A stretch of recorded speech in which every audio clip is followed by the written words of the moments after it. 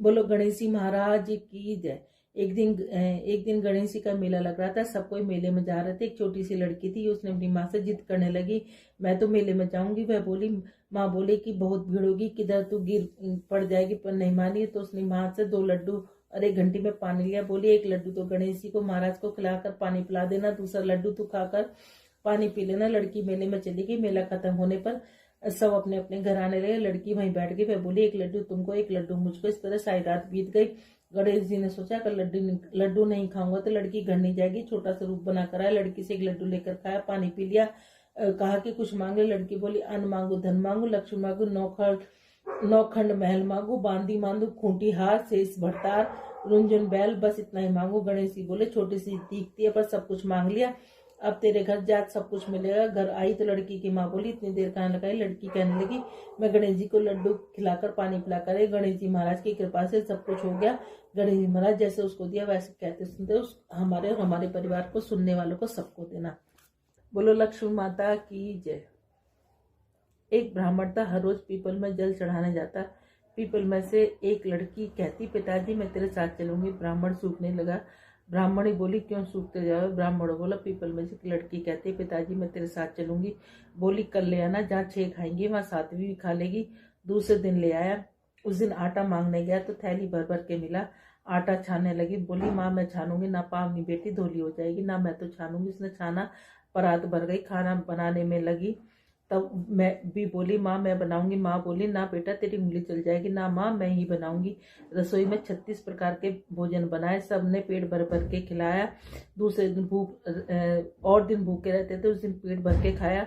अब थोड़ी देर बाद उनका भाई आया, बोला, जीजी मुझे भूख लग गया, रोटी खाऊंगा। बहन सोच में पड़ गई, सबने खा लिया, कहाँ से खिलाऊंगी। बेटी बोली, माँ क्या बात है, तेरा मामा है, रोटी खाएगा। रसोई में गया, 36 प्रकार के भोजन बनाए, लाकर मामा को जिमा दिया। जीजी ऐसा भोजन मैंने कभी ना खाया जैसा आज खाया। भाई तेरी पावनी भांजी आई, उसने बनाया था। मामा खाकर चला गया। शाम हुई और बोली, माँ चौकी पर दीवा जलाकर बैठा दो, मैं कोठी में सोऊंगी। ना बेटी तू डर जाएगी ना, मैं तो कोठे में ही सोऊंगी। कोठे में सो गई। आधी रात को उठी, चारों तरफ आँख फिराई, धनी धन हो गया, जाने लगी। बाहर बूढ़ा ब्राह्मण सो रहा था। बेटी तू कहाँ चली। माँ वह बोली, मैं तो लक्ष्मी माता हूँ, इसके घर 6 बेटी थी, दरिद्र दूर करने जा रही, तेरा ने करवाया तू भी करा ले। उसके घर में चारों तरफ आँख फिराई, धनी धन हो गया। सवेरे उठकर ढूंढने लगे, पावनी बेटी कहाँ गई। ब्राह्मण बोला, वह तो लक्ष्मी माता थी, तेरे साथ साथ मेरा भी दिल दर्द दूर करी है। लक्ष्मी माता जैसे उसके दिल दर्द दूर करे, वैसे कहते सुनते सबके करना और हमें और हमारे परिवार के सबके करना। बोलो महामास की कथा। बोलो महामास की जय। बोलो विष्णु भगवान की जय। बोलो लक्ष्मी माता की जय। सतयुग में एक राजा था, उसका नाम हरिश्चंद्र था। हरिश्चंद्र अत्यंत धार्मिक भावना के व्यक्ति थे। उनकी प्रजा हर तरह से सुखी थी। उनके राज्य में एक ब्राह्मण के यहाँ पुत्र पैदा हुआ तो उस ब्राह्मण की मृत्यु हो गई। ब्राह्मण की पत्नी अपने पुत्र को पालती हुई गणेश चतुर्थी का व्रत एवं पूजन किया करती। एक दिन जब उसका पुत्र कुछ बड़ा हुआ तो घर के आसपास खेलने गया। वहां एक कुम्हार भी रहता था। किसी ने कुम्हार से कहा कि यदि तू बालक की बलि अपने आवे में देगा तो तेरा आवा सदा जलता रहेगा, बर्तन पकते रहेंगे। अतः कुम्हार ने जब ब्राह्मण के बालक को गणेश की मूर्ति से खेलते देखा तो बालक को पकड़कर आवे के पास रख दिया और आग जला दी। जब ब्राह्मणी का बालक बहुत देर हो गया तो घर नहीं आया तो ब्राह्मणी बड़ी दुखी हुई। उसको रोज जीवन रक्षा के लिए गणेश जी की प्रार्थना करने लगी, विष्णु भगवान की प्रार्थना करने लगी। गणेश जी और विष्णु भगवान की कृपा से उसके पुत्र का कुछ भी नहीं बिगड़ा, बस थोड़ा सा जल भर गया। अपने अपराध बोध के कारण कुमार राजा हरिश्चंद्र के पास जाकर गया। उसने इस कृत्य के लिए क्षमा प्रार्थना की। राजा ने ब्राह्मणी से पूछने पर उसने बताया, गणेश जी की सकट चौथ और विष्णु भगवान के पूरे महीने के कारण मैंने जो काले तिल, सफेद तिल, चावल और चीनी से पूजा विधान किया, उसी के कारण मेरे पुत्र के प्राण बचे हैं। तो उसने कुमार से कहा, यदि तुम इसके तरह व्रत करोगे और इसकी तरह ही सारे दान पुण्य करोगे तो तुम्हारे भी सभी दुख दूर हो जाएंगे। सभी ने ऐसा ही करना शुरू कर दिया, जिससे उनके सब दुख दूर हो गए। इसीलिए महामास में तिल का दान, तिल का भोजन और तिल की कहानी का बड़ा महत्व है। इसलिए इसे बार बार तिल का दान के लिए कहा जाता है। इसी महीने में ही गणेश चतुर्थी का व्रत भी आता है, जो इस साल में 31 जनवरी का है। उसकी भी क्लिप में अलग से बना के गणेश चतुर्थी के व्रत की क्लिप भी बना दूंगी और कहानी भी उसके अंदर डाल दूंगी। उस व्रत का नाम है सकट चौथ। जो इस साल 31 जनवरी को पड़ेगी। एक बुढ़िया माई थी, तुलसा माता की पूजा क्या करती, कहती तुलसा माता तू सुखदाता, मैं बिरला सींचू तेरा, तू कर निस्तारा मेरा, पाट दे पिटंबर दे, विश्वनाथ के घाट दे, चटके की चाल दे, पटके की मौत दे, कृष्ण जी का कंधा दे, वृंदावन का वास दे, मीठा मीठा ग्रास दे, वैकुंठ का वास दे, कार्तिक का महीना दे, एकादशी का दिन दे, कार्तिक माह बैसाख का महीना दे, एकादशी का दिन दे। आए कृष्ण जी भगवान, इतनी औरतें आती हैं तुम्हारे को लाड़ चाव करती हैं, पूजा पाठ करती है, कार्तिक माह बैसाख में तुम्हारी पूजा पाठ करती हैं, फिर भी तुम सूखती जा रही हो। कहने लगी तुलसा मैया बोलने लगी कि मैं सब कुछ तो दे दूंगी, लेकिन तुम्हारा कंधा कहाँ से दूंगी। तो भगवान ने कहा कि कोई बात नहीं। उन्होंने एक घंटी दे दी कि इसे बजा देना, मैं चलाऊंगा। एक दिन उसने सोचा घंटी बजा के देखो तो सही, कहीं आते कि नहीं आते कृष्ण जी भगवान। उन्होंने घंटी बजाई, आए कृष्ण जी भगवान, क्या बात है कि कुछ नहीं, कि कुछ तो बात है कि ऐसे ऐसे वो तुम्हारा कंधा मांगती है। कहने लगे कि ठीक है। अब एक दिन बुढ़िया माई तुलसा माता ने घंटी बजाई, सोचने लगी देखो कृष्ण जी भगवान आते कि नहीं आते। उन्होंने घंटी बजाई, कृष्ण जी भगवान आ गए। कहने लगी क्या बुढ़िया माई मर गई कि नहीं, मैं तो इसलिए आया हूँ कि तुम आते कि नहीं आते, मैंने घंटी इसलिए बजाई थी। एक दिन बुढ़िया माई सचमुच में मर गई, किसी के उठाए से न उठती। सब कहने लगे सवेरे उठ गए, जिन क्या पाप घाट की माला फेरती थी जो इतनी भारी होगी, किसी के उठाए से न उठती। आए कृष्ण जी भगवान, देखो तो सही दुनिया में क्या डंडोल है कि एक बुढ़िया माई मरी पड़ी है। वो कहने लगे मैं भी देख लूँ। सबने कहा इतने बड़े बड़े योद्धाओं से तो उठे नहीं, तुम जैसे बालक से क्या उठेगी। एक कहने लगा इसे भी अपने मन की करने दे। कहने लगी कि अच्छा। वो जाके कहने लगे कृष्ण जी भगवान ने उसके कान में कहा बुढ़िया माई मैं आ गया। कहने लगी ऐसे नहीं, मोर मुकुट पीताम्बर पहने, हाथ में मुरली बजाते, सबके सामने दर्शन दो। उन्होंने मोर मुकुट पीताम्बर पहने, हाथ में मुरली बजाते, सबके सामने दर्शन दिए। जैसे तुलसा मैया कृष्ण जी भगवान तुमने उनको दर्शन दिए, वैसे कहते सुनते हमारे और हमारे परिवार को सबको देना। माता की जय। गंगा जमुना माई की जय। ठीक। एक बार गंगा जमुना किसान के खेत से जा रही थी, तो जमुना माई ने 12 दाने तोड़े। तो गंगा माई कहने लगी तूने तो 12 दाने तोड़े, तो ये तो चोरी का पछावन लग गया। वो कहने लगी कि कैसे होता रहेगा, तू सेठ के यहाँ 12 वर्ष नौकरी कर ले। उसने सेठ के यहाँ 12 वर्ष नौकरी कर ली।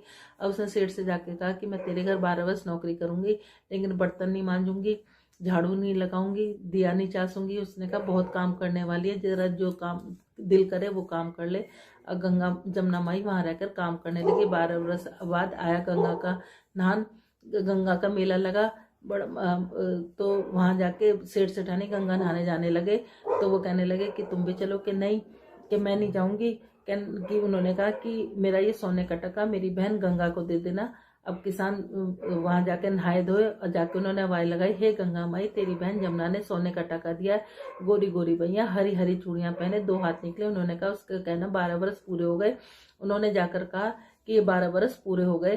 तो कहने लगे कि ठीक है, कि ठीक है। अब उसने आके कहा गंगा जी से आके सेठ सेठानी ने कहा कि तुम्हारे 12 वर्ष पूरे हो गए। वो सहज धारा भर के बह निकली। सेठ सेठानी बड़ा दुख मनाने लगे, औंधे पड़ गए कि हमसे तो बड़ा दोष लग गया हमें तो, क्योंकि हमने जमुना माई से काम कराया। अब गंगा माई ने पूछा कि तूने कुछ कह के आई है, धीरज बंधा के आई ना, मैं उन्हें कुछ कह के आई ना धीरज बंधा के आई।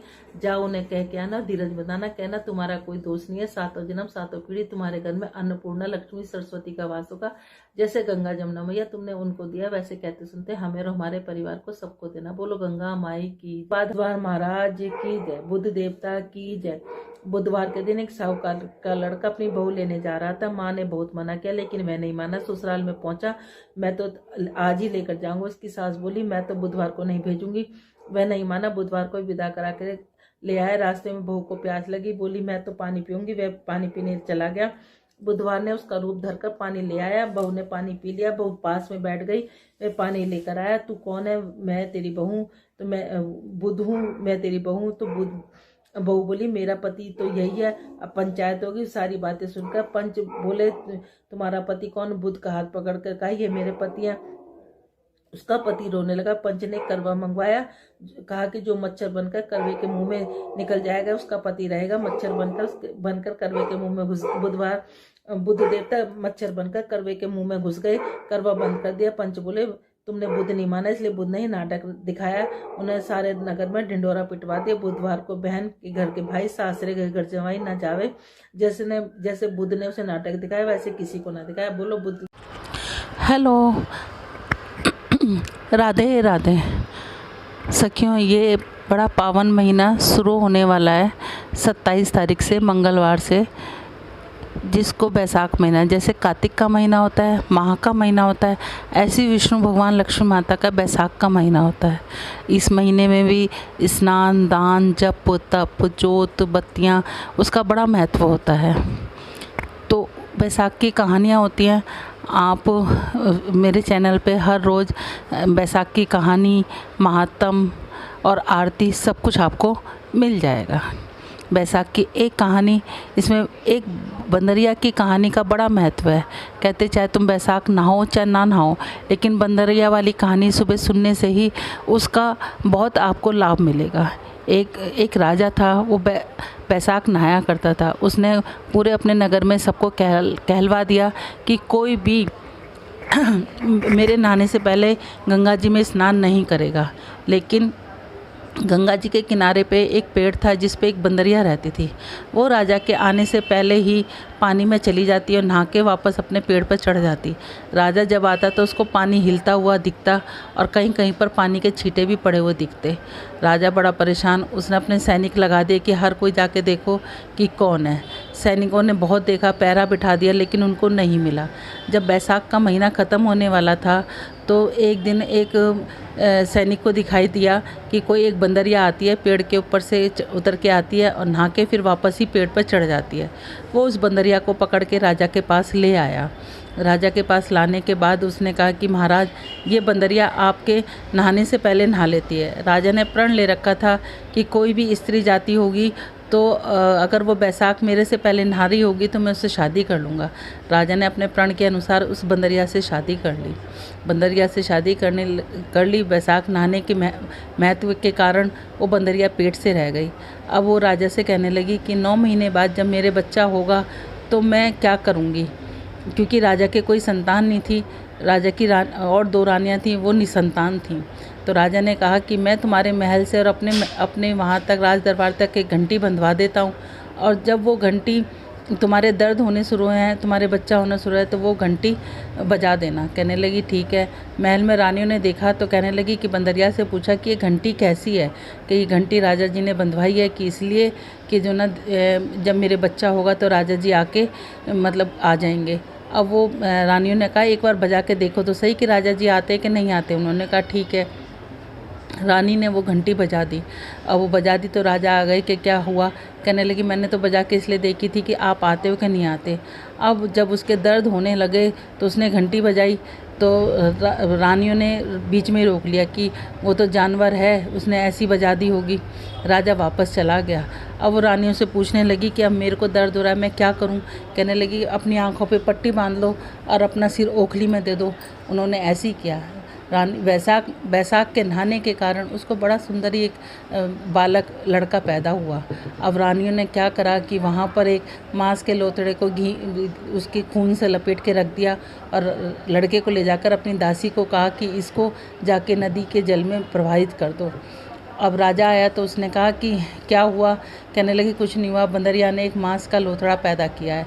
राजा कहने लगा कि जब मेरी रानियों के नहीं हुआ तो बंदरिया के कहाँ से होगा। उधर जो दासी थी वो उसको फेंकने के लिए गई, लेकिन वो बालक इतना सुंदर था कि उससे फेंका नहीं गया। वहाँ पर कोई कुम्हार मिट्टी खोद रखी थी, उसके वहाँ पर रखाई। कुम्हार कुम्हारी आई, उनके कोई वो भी नहीं संतान थी। उस बालक को देख कर उसका लालन पालन करने लगी। लेकिन बैसाख के महीने और विष्णु भगवान की कृपा से उसको अपना सब कुछ याद था कि मैं एक बंदरिया के पैदा हुआ। उसको थोड़ा थोड़ा स्मरण अपने आप ही सपने में आने लग गया था। एक बार उसने अपनी माँ से कहा कि माँ मेरे को भी हाथी घोड़े बना दो। कहने लगी ठीक है। उसने हाथी घोड़े बना के और वो पनघट पर जाकर बैठ गया जहाँ पर रानी की दासियाँ पानी भरने आती थी।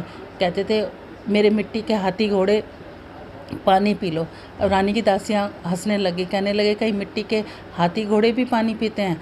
अब उसने कहा कि कहीं बंदरिया भी मांस का लोथड़ा देती हैं। तो अब वो समझ गई। उन्होंने रानी से जाके कहा। रानी ने उनके लिए उसके लड्डू बनवाए, जहर के लड्डू बनवाए। लेकिन विष्णु भगवान की कृपा से वो जहर के लड्डू उसके गोंदगिरी के लड्डू बन गए। अब वो कहने लगा कि माँ मुझे 108 घड़े बना के दे दो और 108 गोलियां दे दो। उन्होंने उसको 108 घड़े बना के दिए, 108 गोलियां दी। अब वो उनको ले जाके वहाँ बैठ गया। और वहाँ पर गणगौर पूजने के लिए कुछ लड़कियाँ मिट्टी लेने के लिए आईं। बहुत तेज़ धूप हो रही थी, तो उसकी वजह से उन्हें प्यास लगी। उन्होंने कहा हमें पानी पिला दो। वो आग जलाकर बैठ गया, कहने लगा कि मैं पानी पिलाऊंगा, पहले एक एक गोली खाओ और इस आग के चारों तरफ चक्कर लगाओ। कुछ ने कहा हम तो नहीं खाते, हम तो नहीं करते। कुछ कहने लगी गोली खाने में, चक्कर लगाने में क्या जाता है। उन्होंने गोली खाई, चक्कर लगाए, तो जिन्होंने लगाए वो घर जाकर वो किसी को उल्टी होने लग गई, किसी को रोटी से जीना करे। अब उनके लड़कियों के माँ बाप ने उनकी शादी निकाली, तो पंडितों ने कहा कि इनकी शादी तो हो चुकी है। उन्होंने कहा नहीं। इसके बाद क्या नाम है, अब लड़कियों से पूछा गया तो लड़कियों ने कहा कि ऐसे ऐसे कुम्हार के लड़के ने हमें गोली दी और आग के चारों तरफ चक्कर काटे, हमने ऐसे ही किया, तो उसके कारण हमारा जब से ऐसे हाल होने लग गया। अब वो सारे सेठ अपने लड़कियों को लेके उसकी माँ कुम्हार के घर आया और कहने लगे कि जो ना अब आप ऐसा करो कि इन्हें अपनी बहू बना लो। कहने लगी कि अच्छा। अब उसने कुम्हार ने कहा कि हम गरीब आदमी हैं। उन्होंने कहने लगे नहीं, हम अब ये लड़कियां तुम्हारे घर की बहू बनेंगी। और उन्होंने उनको बहुत सारा धन दिया और उन लड़कियों के साथ शादी कर दी। इस तरीके से उसके 108 बहुएँ आ गई। अब उसने 108 कमरे बनवाए, सब रहने लगे। 9 महीने के बाद उसके 108 पोते हो गए। उसने कहा कि हमें इतना धन मिल गया माँ तेरे घर। राजकुमार कहने लगा हमें इतना धन मिल गया और माँ तेरे घर 108 बेटे हुए, तो ऐसे कर कि तू पूरे नगर में इस राजा के घर पे खाने के लिए भिजवा। उसने कहा ठीक है। राजा के घर पे न्योता भेजा, पूरे नगर में राजा भी आया। अब वो राजा बंदरिया को नहीं लेके आया, तो उसने कहा कि आप बंदरिया को क्यों नहीं लेके आए। उसने बीचों बीच सोने का एक सिंहासन बनवाकर उसमें गलीचा बिछवा दिया, मखमल के गलीचे बिछवा दिए। उसने कहा कि चलो बंदरिया को बुलवा लो। उन्होंने बंदरिया को बुलवा लिया। उसको बीच में बिठाकर उसने अपनी सब बहुओं को हाथों में मोहर दे के कहा कि ये मेरी जन्म देने वाली माँ है, आप सब जाओ इसको पोते दो और इनसे मोहर दो और इनको आशीर्वाद लो। अब रानियाँ समझ गई कि ये वो ये रानी रूठ के जाने लगी कि हमसे ज़्यादा ये बंदरिया की आओ भगत क्यों कर रहा है। राजा ने पूछा कि ऐसा क्या है जो रानियों की और हमारी ना पूछ के तुम बंदरियों की आओ भगत कर रहे हो। तो कहने लगा कि बंदरिया मेरी जन्म देने वाली है, अगर जन्म देने वाली माँ है। अगर आपको मेरी बात गलत लग रही है तो आप ये इस दासी से पूछो। दासी ने कहा कि हाँ ये जन्म देने वाली माँ ही है। राजा ने दोनों रानियों को वहीं छोड़ दिया और बंदरिया को एक से अपने 8 पोतों को लेकर अपनी बहुओं को लेकर महल में आ गया। महल में आके उसने 108 महल बनवा दिए। उसके बाद वो कुम्हार के पास गया, कहने लगा कि आप चाहो तो महल में आके रह सकते हो, आप यहीं रह सकते हो। उन्हें बहुत सा धन दिया।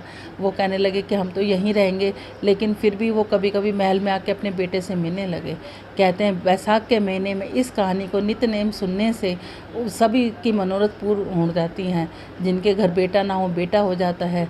इस कहानी को ज़रूर सुनना चाहिए। जैसे बंदरिया के भगवान ने बैसाख नहाने का उसको इतना फल दिया, वैसे कहते सुनते हमें और हमारे परिवार को, जो भी सुन रहा हो उसको सबको देना। बोलो विष्णु भगवान की जय।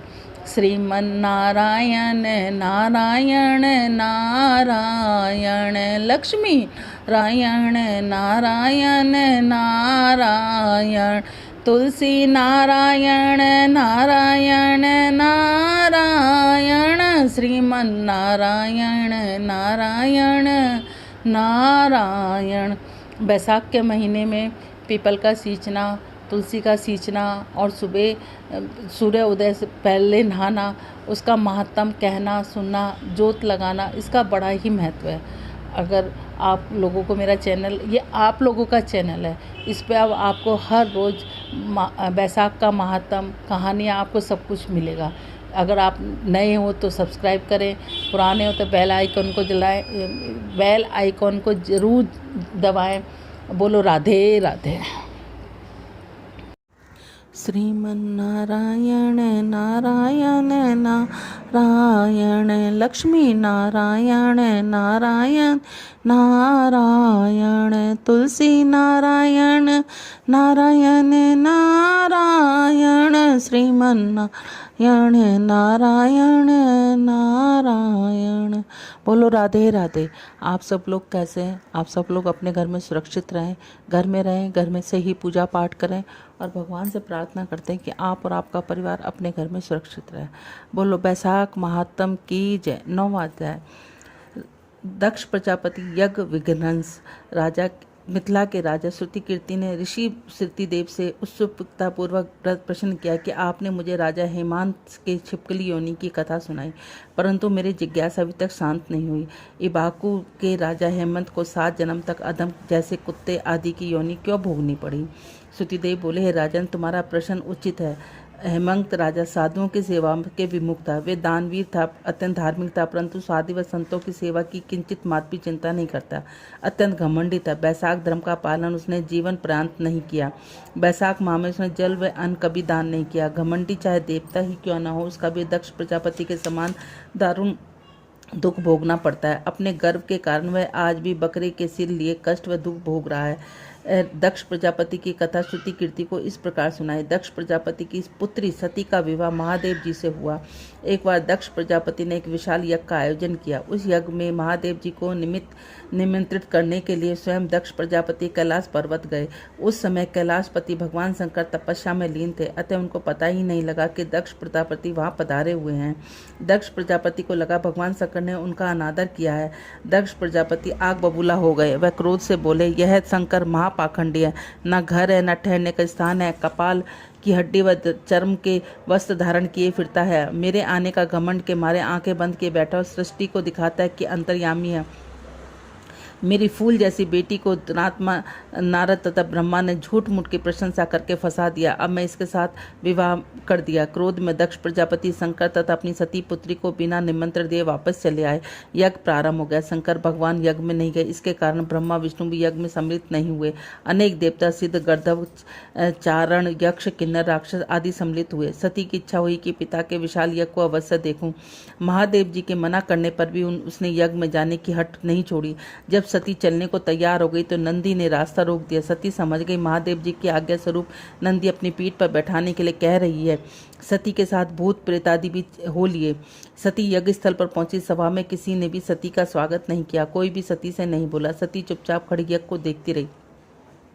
सती ने देखा कि यज्ञ रुद्र शिव के नाम की आहुति भी नहीं दी जा रही। वह क्रोध में आग बबूला उठी और बोली, तुम्हें सारे जगत के रचयिता अविनाशी रुद्र मेरे पति शिव के नाम की आहुति नहीं दी है। संभव है तुम्हारी सुबुद्धि समाप्त हो गई है। सती की बात यक्ष अन्य देवताओं को सुनकर अनसुनी कर दी। पुषा देवता खिलखिलाकर हंस पड़े। भृंगु देवता अपनी दाढ़ी पर हाथ फेरने लगे, फिर मुख मोड़कर हंसने लगे। दक्ष प्रजापति भी तो महादेव की निंदा करने लगे। सती का मुख क्रोध से लाल हो गया। उनके होठ क्रोध बस फड़फड़ाने लगे। पति की निंदा सुनकर उनकी आंखों में आंसू भर आए। प्राश्चित रूप वह यज्ञ वेदी की ओर भागी और देखते ही देखते विशाल यज्ञ की वेदी में कूद गईं और धू धू करके जलकर राख हो गईं। सती के इस प्रकार यज्ञ की वेदी में जलते और चारों हो हाहाकार मच गया। दक्ष प्रजापति तो ऐसे हो गए जैसे उनके शरीर का खून ही जल के राख हो गया हो। वो लाचार, बेबस, असहाय दृश्य देख रहे थे। उनको स्वप्न में भी यह आशा नहीं थी कि इतना बड़ा अनर्थ हो जाएगा। उनकी पुत्री सती जलकर मर जाएगी। शिव के गण में नंदी मात्र महादेव के चरण में पहुंच गए। शिव क्रोध से थरथर कांपने लगे। उनके पास पर्वत के ऊपर अपना सिर पटक मार दिया। उनकी चटाएं चारों ओर बिखर गईं। तब शंकर भगवान का रौद्र रूप था। इस रौद्र रूप के फलस्वरूप उस स्थान पर बलवान शक्ति वाली महाकाया वीर भद्र प्रकट हुआ। उनका रूप अति भयानक, यमराज के सदस्य व सहस्त्रों भुजाओं युक्त था। ब्रह्मा जी की आज्ञा, महादेव जी की आज्ञा पाकर वीरभद्र यज्ञशाला में पहुंचा तथा यज्ञ की वेदी और यज्ञशाला को तहस नहस कर दिया। भृंगु ऋषि की दाढ़ी उखाड़ दी। वे यक्ष का सिर काटने लगा, परंतु शुक्राचार्य ने अपने मंत्र बल से उसकी रक्षा कर दी। वह नहीं कटा। तत्पश्चात रुद्र ने भयंकर रूप से दक्ष का सिर काट फेंका और अनेक देवी देवता मारे गए। जो बचे वह भागे भागे ब्रह्मा जी के शरण में पहुंचे और वे त्राहिमाम कर रहे थे। ब्रह्मा जी स्वयं शंकर भगवान के पास गए, उनको शांत किया। तत्पश्चात यज्ञशाला में जो देवी देवता मारे गए उनको जीवन दान दिया। दक्ष का सिर यज्ञ की वेदी में जलकर राख हो गया था। अतः पास पड़े एक बकरे का सिर काटकर उनके सिर के स्थान पर लगा दिया। आज तक वही सिर दक्ष के सिर पे लगा दिख पड़ा। दक्ष जीवन पाकर प्रसन्न हो गया। उनके उपासकों ने बम बम की आवाज लगाई। भृंगु की दाढ़ी उखड़ गई। निकट पड़े एक बकरे की दाढ़ी भृंगु को लगा दी, जो आज तक ज्यों की त्यों है। पुषा के दांत टूटे। ब्रह्मा जी ने कहा, तुम प्राश्चित स्वरूपा पीस पीस कर खाना। आज तक वही दंड भुगत रही है। अत्यंत उदासी के वातावरण में यज्ञ पूर्ण हुआ। सब देवी देवता अति उदास हृदय से अपने अपने स्थान पर वापस लौट गए। बोलो बैसाख महात्म की जय। श्रीमन नारायण नारायण नारायण, लक्ष्मी नारायण नारायण नारायण, तुलसी नारायण नारायण नारायण, श्रीमन नारायण नारायण। बोलो बैसाख महात्म की जय, राधे रानी की जय। बोलो राधे रानी की जय। सांवरे से मिलने का सत्संग ही बहाना है, सांवरे से मिलने का सत्संग ही बहाना है। चलो सखी सत्संग में हमें हरि गुण गाना है, चलो सखी सत्संग में हमें हरि गुण गाना है। सांवरे से मिलने का सत्संग ही बहाना है। मीरा पुकार रही आओ मेरे गिरधारी, पुकार रही आओ मेरे गिरधारी। विष भरे प्यालों को, विष भरे प्यालों को तुम्हें अमृत बनाना है। सांवरे से मिलने का सत्संग ही बहाना है। चलो सखी सत्संग में हमें हरि गुण गाना है। द्रौपद पुकार रही आओ मेरे गिरधारी, द्रौपद पुकार रही आओ मेरे गिरधारी। भरी सभा में तुम्हें, भरी सभा में तुम्हें मेरा चीर बढ़ाना है। सांवरे से मिलने का सत्संग ही बहाना है। आओ चलो सत्संग में हमें हरि गुण गाना है। सवरी पुकार रही आओ मेरे बन, सवरी पुकार रही आओ मेरे बनवारी। खट्टे मीठे बेरों का, अरे खट्टे मीठे बेरों का तुम्हें भोग लगाना है। सांवरे से मिलने का सत्संग ही बहाना है। चलो सगी सत्संग में हमें हरि गुण गाना है। सांवरे से मिलने का तुम्हें सत्संग ही बहाना है। गोकुल में ढूंढा तुम्हें मथुरा में पाया है। गोकुल में ढूंढा तुम्हें ना मथुरा में पाया है। वृंदावन की गलियों में, अरे वृंदावन की गलियों में मेरा शाम का बसेरा है। वृंदावन की गलियों में मेरा शाम का बसेरा है। चलो सखी सत्संग में हमें हरि गुण गाना है। चलो सत्संग में हमें हरि गुण गाना है। सांवरे से मिलने का सत्संग ही बहाना है। सांवरे से मिलने का सत्संग ही बहाना है। सांवरे से मिलने का सत्संग ही बहाना है। बोलो बांके बिहारी लाल की जय, राधा रानी की जय। बोलो राधे राधे।